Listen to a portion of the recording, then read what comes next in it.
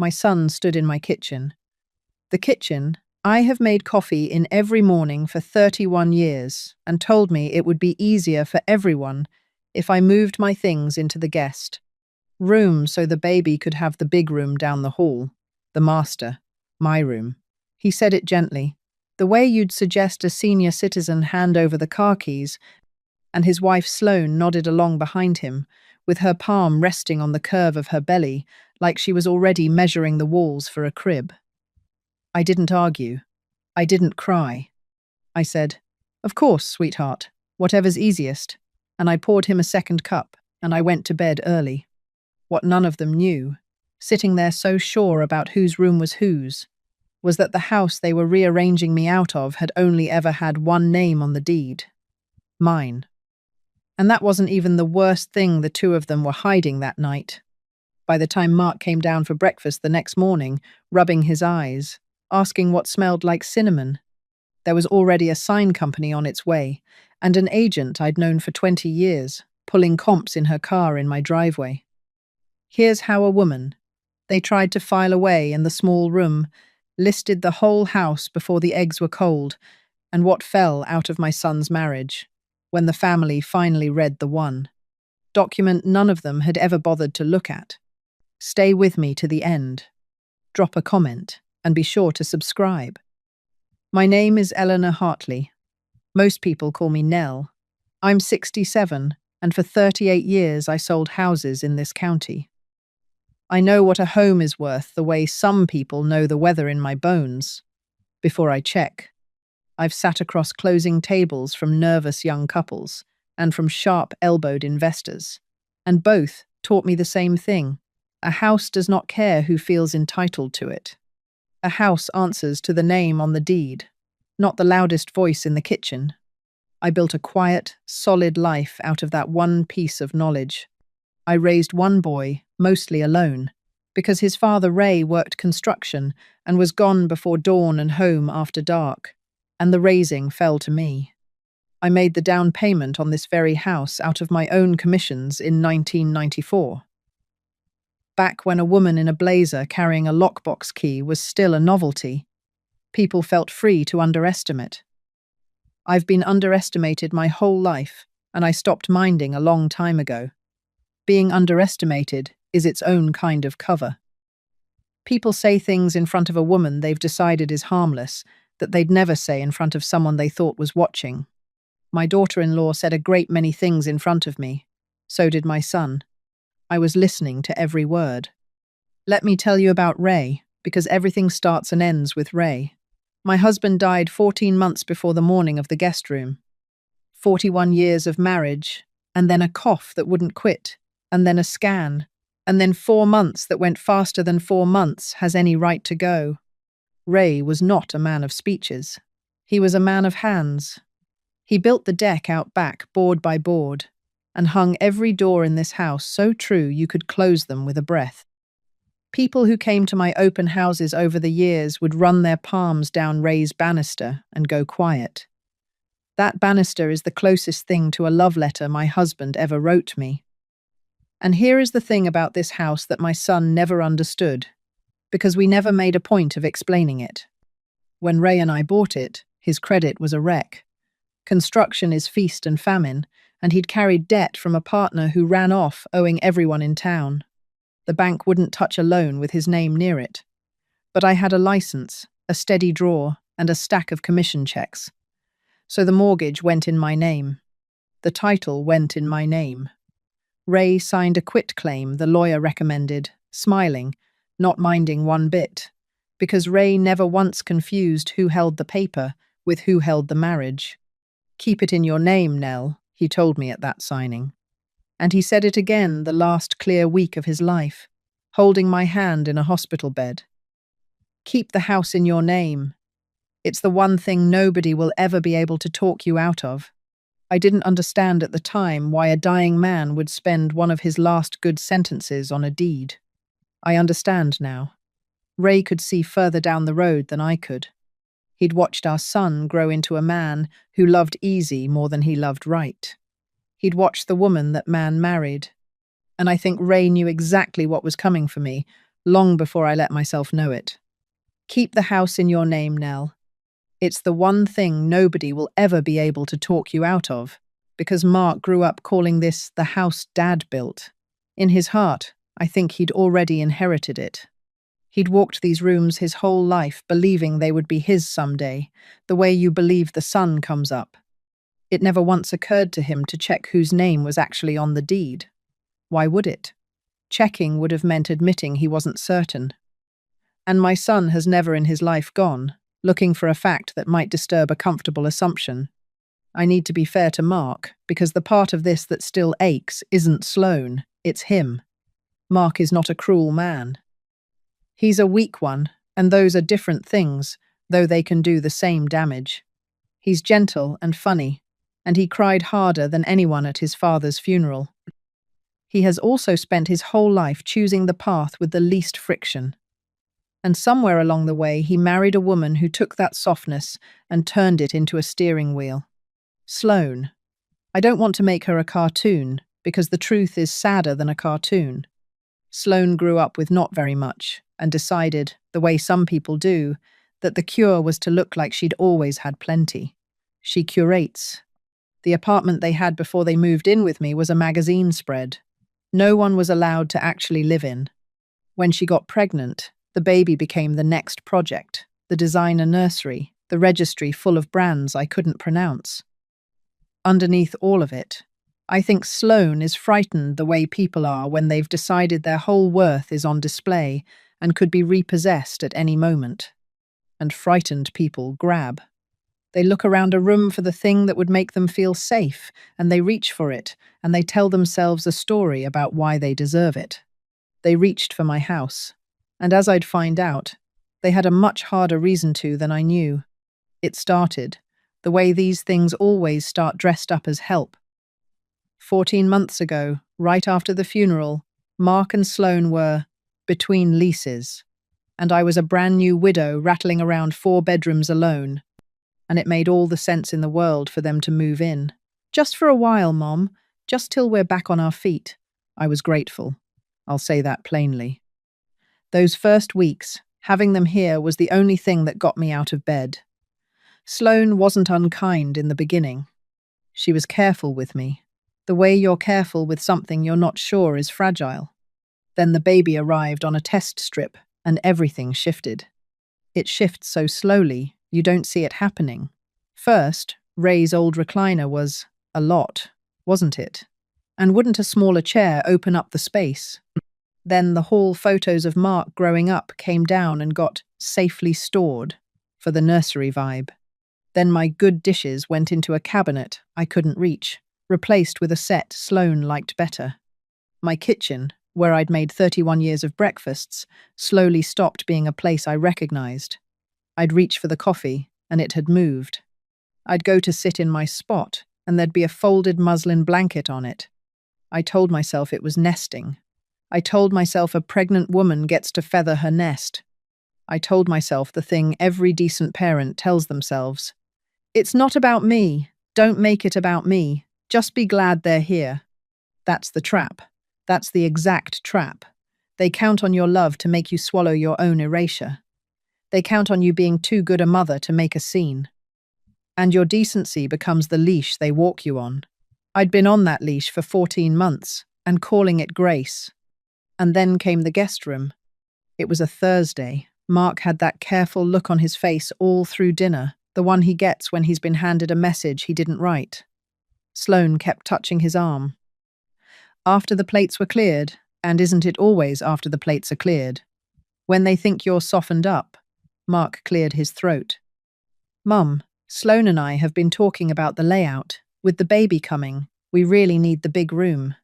The crib, the changing table, there's just more space in there. And honestly, the guest room's really cozy. You'd have your own bathroom right off it. It just makes sense. It just makes sense. 3 words that have moved more people out of their own lives than any eviction notice ever printed. I looked at Sloane, whose hand was on her belly, already arranging furniture in a room that was mine. And I felt something I hadn't felt in 14 months of fog. I felt the fog burn off. but I didn't show it. 38 years of holding my face still, while a buyer lowballed me to my teeth, taught me how to do that. I smiled. "Of course, sweetheart," I said. "Whatever's easiest. Let me sleep on it, and we'll sort out the rooms." Mark exhaled, like I'd let him off a hook. Sloane actually smiled at me, warm for the first time in weeks, the warmth of a person who just got what she wanted. "Thank you, Eleanor," she said. "It really is better for everyone. Better for everyone." I went up to bed in the master my room, Ray's and my room, the room where my husband had held my hand and told me to keep the house in my name, and I lay in the dark. And I didn't sleep, not yet, because the house was old and the heating vents carried sound the way they always had, and through the floor I could hear them in the kitchen below me, low, pleased with themselves. And what I heard turned the whole thing from a hurt into a map. "She took it fine," Mark said. "I told you she would." "Once she's in the guest room, it's basically done," Sloane said. "We get the place looking how it should, and when it's time, the assisted living conversation is so much easier when she's already used to one room. People transition. It's kinder, actually." "And the house?" Mark, quieter. "The house is the house," Sloane said. "It comes to you eventually, Mark. It's your dad's house. We just need to not let it sit. The second it's ours, we refinance. We pull what we need. The Voss people are off our backs, and nobody ever has to know how bad it got. Your mother's 70. We just have to be patient and not let her do anything weird with it before then." The Voss thing. I didn't know yet what the Voss thing was. I'd find out. But I knew enough, lying in that bed, to understand three things at once. The way you see the bottom of a lake when the surface finally goes still. My son and his wife were not drowning quietly out of pride. They were drowning in debt. And they'd looked at a paid-off house and a 70-year-old widow and seen a life raft. The guest room was not the end of a plan. It was the first move of one, and the last move was a brochure and a watercolor class I'd never take. And every part of it rested on a single assumption they'd never once checked, that the house was theirs to come, that it would simply pass to Mark. It would not. The deed had one name on it, and these two had just told me through a heating vent, thinking I was asleep, exactly how much they were counting on something that was never true. I didn't cry. I'd planned to, I think, when I went up those stairs. Instead, something rose up clean and cold and clarifying. The feeling I get right before I do something I've decided is right. Certainty. Somewhere around 2 a.m, lying in the room they wanted to take, I made a decision, and the moment I made it, I slept like a stone. If you've ever been told, in your own home, by the people you fed and raised, that you'd be more convenient somewhere smaller if you've ever heard them, just once, talking about you as a problem to be managed instead of a mother to be loved, then you know the particular cold that comes after. It isn't rage. Rage is loud, and it makes mistakes. This is the other thing, the stillness. If that stillness is familiar to you, stay with me, because this is where it turns. And if you believe a person's home and a person's dignity are not up for a family vote, hit subscribe so the next chapter finds you. I was up before 5. I've always been an early riser. 38 years of beating other agents to the good listings. We'll do that. I made coffee in the dark, in my own kitchen, and I moved every dish and every photo back where it belonged, just for the quiet pleasure of it. Then I sat at the table with my phone, and I went to work. The first call was to Diane. Diane and I have been in this business together 2 decades. She came up under me when she was green, and she's one of the few people I'd trust with a key to an empty house. She answered on the second ring, because agents are always awake. "Nell, it's 5:15. Who died?" "Nobody," I said. "I'm listing a house today. I need comps, and I need a sign in the yard before noon." A pause. Diane knows me. She didn't ask if I was sure. She asked, "Which house?" "Mine," I said. "The Maple House, The one in my name. On it, she said. 7 o'clock, paperwork in hand. Photographer or pocket-listed quiet. I thought about Sloane's golden wheat field, all that performance. Quiet first, I said. I already know who'd want it. And I did. I'd sold 3 houses on this street over the years, and I knew a young couple, the Okonkwo's, who'd been hunting this exact neighborhood for 2 years and kept losing out good people, the kind who'd actually love Ray's Bannister. Then I made the second call, the one that mattered more. I left a message for Carol Bishop, my lawyer, who's handled my affairs since before Ray got sick, to ring me the minute her office opened. Because I'd decided to do far more than sell a house. I was going to finally do the thing Ray had been quietly telling me to do for 14 months. Put my whole estate in order, locked, in a way no reasonable-sounding sentence at any dinner table could ever bend. And then I made breakfast, because I am still their mother and I make breakfast. Mark came down at 7:40, drawn by the cinnamon, and the first thing he saw through the window was Diane walking the perimeter with her phone out, photographing the eaves. "Mom, who's that in the yard?" "That's Diane," I said, sliding French toast onto a plate. "An old colleague. Sit, eat." He sat, but kept glancing at the window. Sloane came down in her robe, clocked the car and the woman in the blazer, and something behind her eyes went sharp. "Is everything all right?" she asked, in that bright voice people use when they're certain it isn't. "More than fine," I said. Then it came from the front yard, the metallic ring of a post driven into the ground. Mark went to the window. Sloane was right behind him. And there, in the strip of lawn Ray had seeded by hand, a crew was setting a sign into the earth. "For sale." Below it, the rider. "Eleanor Hartley. Broker." Mark turned around very slowly. "Mom, why is there a for sale sign in our yard?" "In my yard," I said, pleasant as Sunday, topping off his coffee. "Because I'm selling the house." For 1 second, nobody moved. Sloane's hand flew to her belly.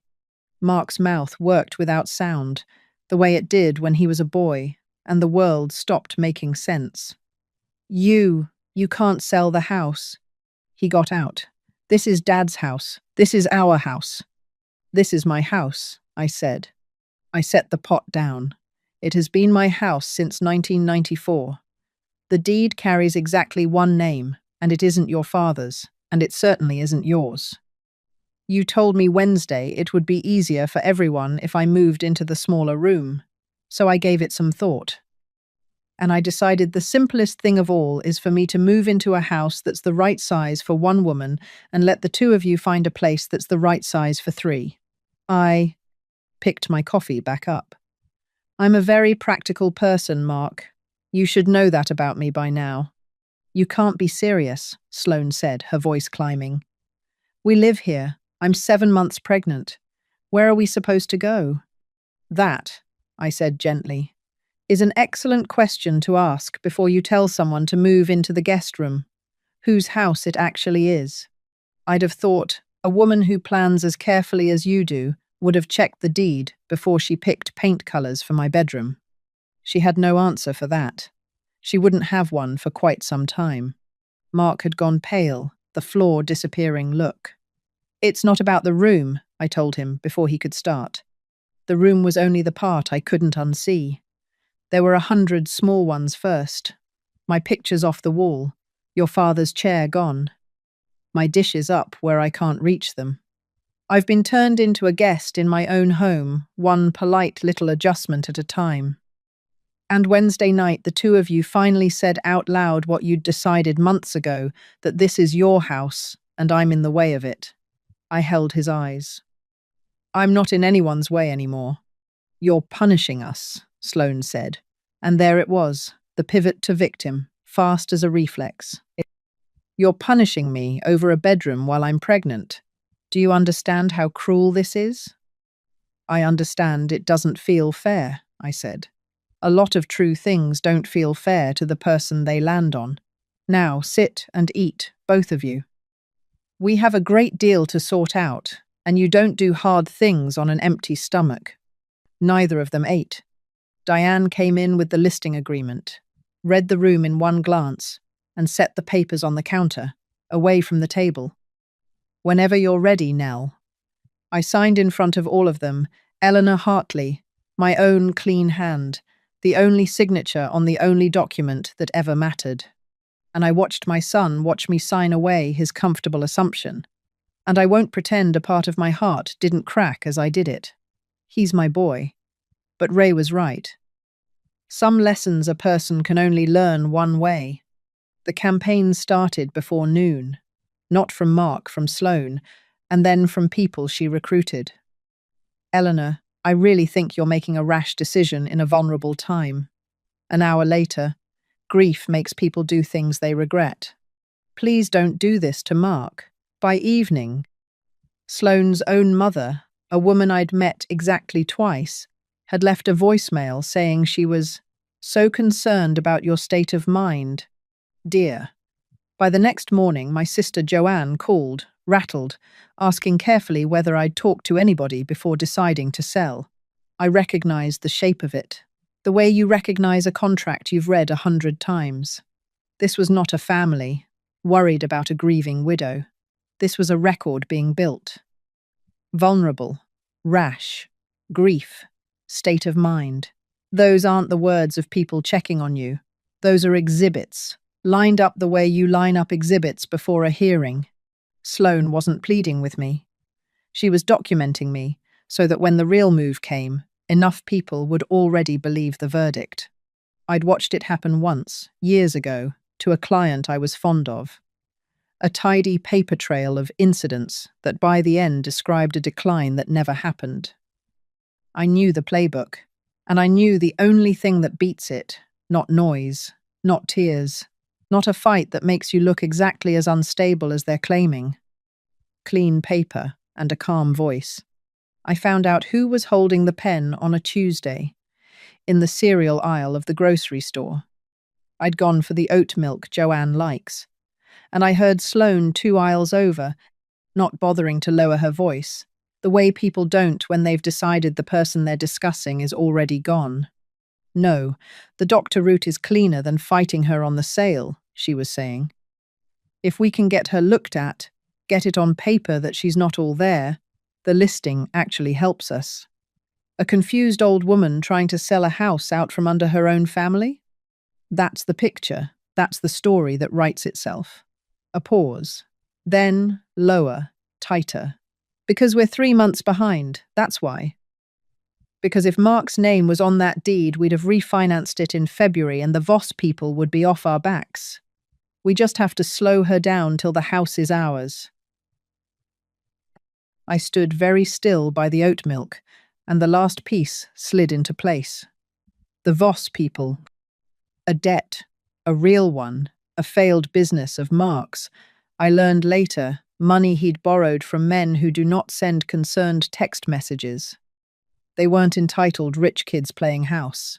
They were 2 frightened people 3 months behind, on a debt that scared them. And they'd looked at a paid-off house and a 70-year-old widow and seen a life raft they'd simply assumed was theirs to climb into.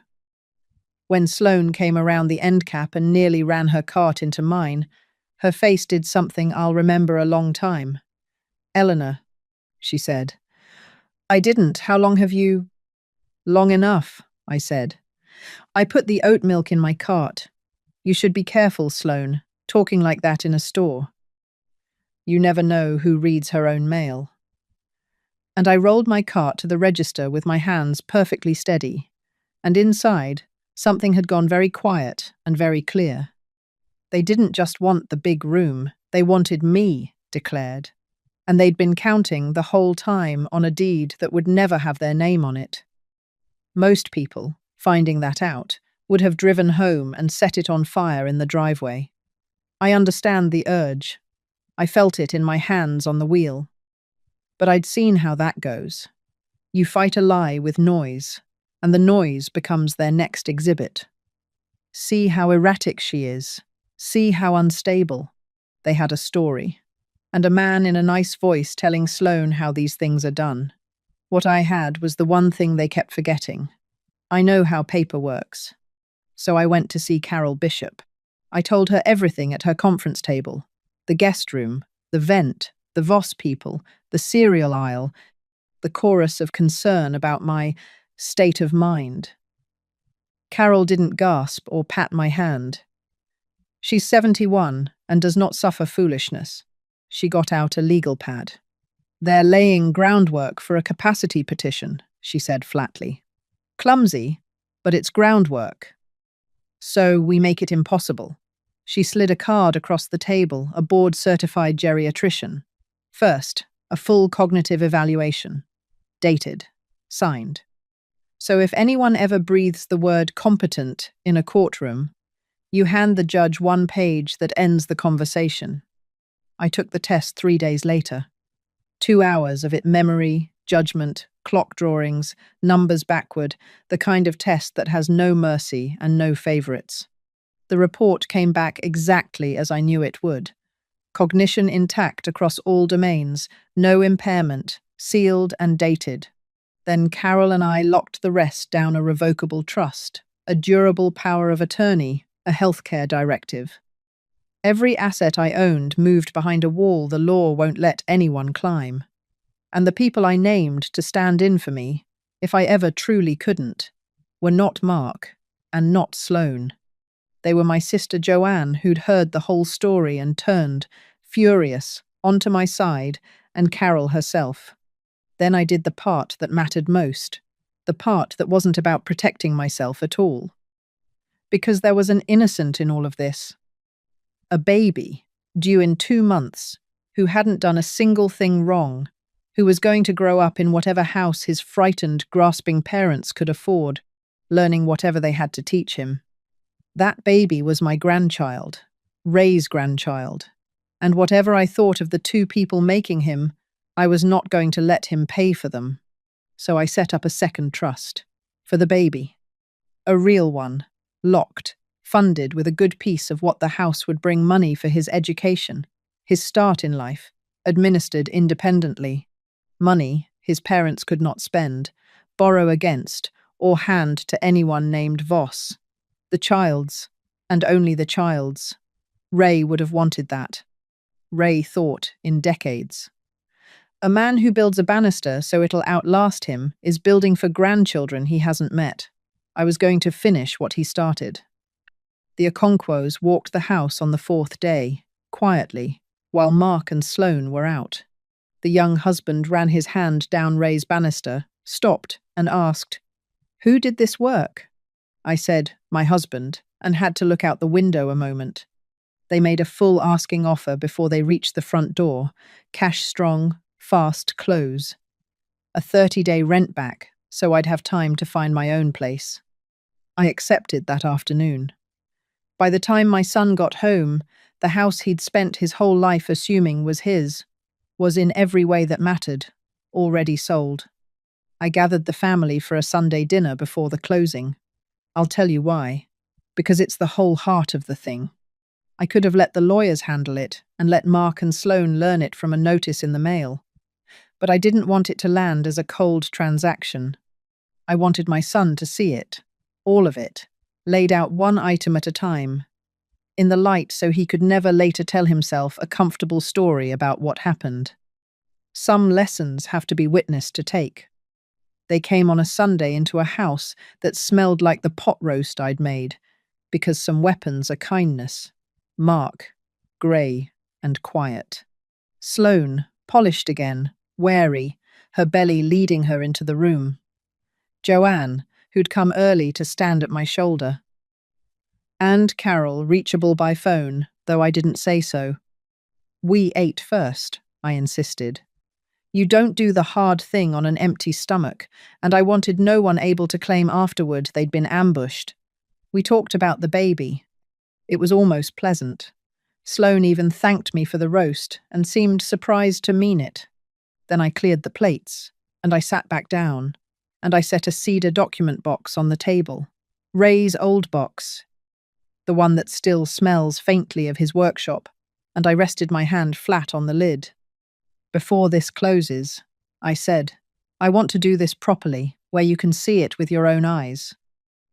Everyone in this family has been told one version of these 2 weeks. The version where a grieving, confused old woman made a rash decision and sold her son's house out from under him. I'd like to show you the other version, not shouted, not in a text, right here, on paper. And then you can all decide for yourselves who in this room actually needs looking after. Mark's jaw tightened. Sloane went carefully blank. I opened the box and laid the documents out one at a time, slow and deliberate, the way a banker counts out a fortune, which is exactly what I was doing. This, I said, setting down the first page, is the deed to this house, recorded in 1994. Grantee, Eleanor Hartley. One name. There has never been a second name on it. Not your father's, not yours, Mark. I made the down payment from my own commissions, and I've paid every mortgage payment and every tax bill for 31 years. This was never the house Dad built for you. It's the house I bought that your father built things inside of because he loved me. I smoothed it flat. You grew up so sure it would be yours that you never once thought to check. That's not a crime. But it is the root of everything that happened in this kitchen and everything you were counting on that I heard through that vent. Sloane's head came up at that. I let her wonder how much I'd heard. I set down the next page. This is the listing agreement, signed by the sole owner. This is a full asking offer from a lovely family who close in 3 weeks. Sloane made a small sound. And this, I laid down the sealed report like something delicate, is a complete cognitive evaluation, dated last week, signed by a board-certified physician. Cognition intact, no impairment. I bring it tonight because certain people have been very busy on the phones, telling our relatives, I'm losing my mind. I looked at Sloane, not unkindly. I'm in my right mind, dear. That has been the whole problem all along. The silence had a texture to it now. Then the last documents. This is a trust and a power of attorney, signed 2 weeks ago. Every dollar I own now lives behind it. And this, I touched the final folder gently, is a separate trust for the baby. A good piece of what this house brings is going into it, locked, for his schooling and his start. His parents cannot spend it, borrow against it, or settle anyone's debts with it. It's his, the way his grandfather wanted. I looked at my son. Your father saved for people who didn't exist yet, Mark. I'm finishing the job. Not 1 cent of it will ever reach the Voss people, in case that was the next thing anyone hoped to ask me for. Mark went white. He hadn't known I knew the name. Now he knew I knew everything. And Sloane did what Sloane does. She reached instantly for the version where she was the wronged party. You can't put this on us, she said, voice rising. How were we supposed to know the deed was only in your name? Who keeps a thing like that secret? You let us move in, you let me plan a nursery, you let me get attached to that room, and now you rip it away to teach us a lesson. That's a trap. You set us up. I didn't set anyone up, Sloane, I said, still calm. I let my son and his pregnant wife live in my home, rent-free, for 14 months, while I buried my husband. I assumed foolishly. I'll grant you that 2 adults living in a house they didn't pay for might think to be grateful, or might at least ask whose room they were taking before they handed me the keys to the small one. That assumption was my only mistake. The taking was entirely yours. So was the debt. So was the plan to manage me out 1 room at a time. None of that is mine to carry. It was just a bedroom, she said. I know, I said. That's rather the whole problem. You looked at a woman who'd just buried her husband and saw a logistics issue and a refinance. You only ever saw the house. You never once saw the woman who owned it. Sloane's mother started to speak. She'd come, of course. Missing it would have looked worse than attending, and I turned to her just once. You taught her how to look at people, I said quietly. I'd sit this one out. She sat it out. And then my son finally spoke. When his voice came, it cracked the way it had when he was small. "I let her do it," he said. "Mom, you're right. I let all of it happen. The chair, the pictures.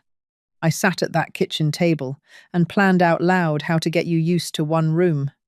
And I knew it was wrong, and I did it anyway, because I was scared about the money, and it was easier than the truth." He pressed the heels of his hands into his eyes. "I did to you exactly what I've done my whole life. I chose easy. And I was going to let it cost you your home to cover a debt I was too much of a coward to tell you about. I'm sorry, Mom. I'm so sorry." I let him cry. Sometimes that's the whole job of being a mother. You let them cry, and you don't rush it, and you don't fix it too fast. When he could speak again, he asked, "How are you so calm?" "Because the house was always mine, Mark," I said. "Because nothing precious was actually lost here today, except some illusions, and those needed losing. And because being calm is the only weapon I've ever found that the people who try to move you out of your own life cannot argue with." Then I told them what came next, because mercy and consequence can sit at the same table. And I'd raised my son well enough, once, to know the difference. "Here's how it goes," I said. "I'm selling. I'll buy something small and right-sized in my name, and I'll be very comfortable in it. The baby's trust is funded and locked. Your son will have what his grandfather meant for him, and the two of you will never spend it on yourselves, which is precisely the point. The Voss debt is yours. I won't pay it, because the surest way to keep a person drowning is to keep pulling them out of water they jumped into on purpose. What I'll do is this. You have 7 weeks before I move enough to find a place of your own and stand up in it. I'll cover the deposit on a rental, first and last month. A real start. I'll help you carry every box. What I won't do is hand you a house or catch you one more time. Catching you is exactly how we all ended up in this kitchen." Sloane opened her mouth to argue about the deposit, I think, which tells you she still hadn't understood a word. And Mark, my quiet son, finally did the thing he'd never once done in their marriage. He put his hand over hers and said, "Sloane, don't. Not one more word." And she, for the first time since I'd known her, closed her mouth and kept it closed. It had taken selling a house out from under him to grow my son a spine. But there it was. Better late. Here's how it shook out in the months after, because I know you want the ledger and not just the feeling. And I've always believed in a clean ledger. The house closed on time. The Okonkwo's moved in with their 2 little ones, and the day after, the young father texted me a photo, his oldest, sliding down Ray's banister, mid-laugh. I sat in the parking lot of my new place and cried over it for 10 minutes. The good kind. Ray's banister has a child on it again. That's worth more than the sale price. I bought a small 2-bedroom across town, all on 1 floor, with a garden out back and a porch that catches the morning sun. It's in my name. It will only ever be in my name. The first thing I did was hang Mark's growing up pictures back on the wall and set a chair where Ray's recliner would have gone. Some mornings I take my coffee on that porch and tell Ray about my day, the way I do. It's the right size for one woman who knows exactly whose home it is. Keep the house in your name, Nell. I did, my love. To the very end, I did. The baby's trust is locked and growing. Doing quietly for my grandson exactly what Ray intended. The boy came on a cold Tuesday, furious about it, with his grandfather's exact frown. The first time they laid him in my arms, I had to sit down. "There you are," I whispered. "We've been saving up for you a long time, little man." The Voss debt forced the reckoning. I wouldn't pay to spare them. With no house to refinance and no inheritance to borrow against, Mark and Sloane faced the number, the ordinary way, a payment plan, a second job for Mark. A great deal of swallowed pride. Hard, but theirs. People don't learn to swim while someone keeps lifting them out of the pool. Sloane and I will never be close, and I've made my peace with that. But the chorus of concerned texts evaporated the moment. There was a clean cognitive report and a locked trust to run into. You don't bring a capacity case against a woman holding a doctor's letter and a deed. For a good while, she stayed exactly who she'd been at that table. She told the cousins I'd robbed my own grandson of his home. She didn't speak to me at the hospital when the baby came, just handed him to Mark and looked through me like glass. She never fully apologized. She isn't built for it, and I stopped waiting for the words. But people are slow, not fixed.